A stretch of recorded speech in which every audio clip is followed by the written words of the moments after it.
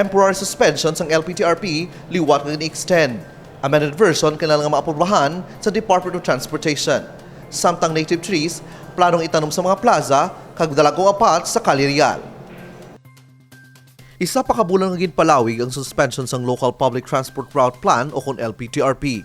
Ginpermahan ni Mayor Jared Treñas ang executive order para sa dugang nga 30-day suspension. Sunod sa alkalde, kinahanglan ng suspension samtang ginahulat pa ang sabat gikan sa Department of Transportation. Nahibaluan, nagpasa sang amended version ng Iloilo City Government sa Department of Transportation matapos makita ang mga problema sang gipatuman ng LPTRP sang Hunyo 12. Nangayo kita extension from I think the 7th, no? Kay 6 ang last day. And then 30 days na lang kay ara na to sa DOTR ang aton nga amended LPTRP, no? Once nga manaog na diri sa aton, diretso na siya daan sa City Council.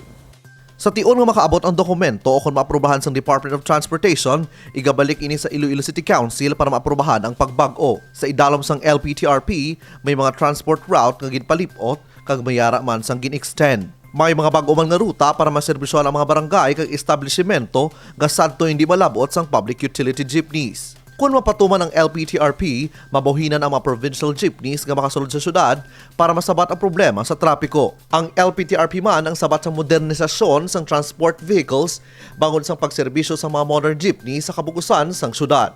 Kevin Patrick Casipe para sa Level Up Patrol.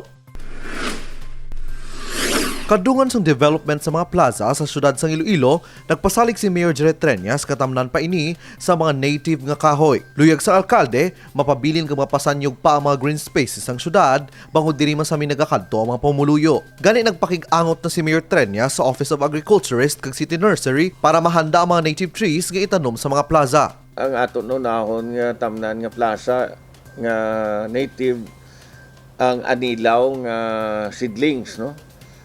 Matahong kay nagabulak na 3 ka locations sa Molo Plaza nga matanom kita sang anilaw nga seedlings, no? Very rare but may ara na kita available nga isa. Ang iban ginapatambok pa to sa Tacloban. Once magtambok na to, isaylo naman na diri.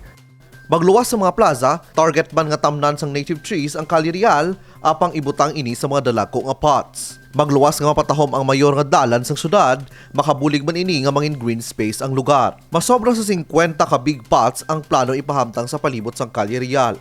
Calle Real may madulong na sang sample nga 3 ka dalagko nga pots. Mistera nga dako, no? In pa sample ng anay. Kag may mga native trees kita nga mga 6 to 7 feet nga itanom dira. Para nga nami man ang aton Calle Real. But siguro very soon, basi next week, may kahoy na da, at least ang 3. And then once nga ang ina nga flower pots, ang pots nga dalagko, do okay na sa aton nga mga advocates, kag sa kay Engineer Neil Ravena, may 56 kita ka locations diri sa Calle Real nga butangan ta sang dako nga mestera plus ang native trees. Ang Green Space Project sang syudad sang Iloilo ang isa lang sa mga proyekto nga ginatibong gid sang lokal nga panguluhan para sa environment protection and preservation. Kevin Patrick Casipe para sa Level Up Patrol.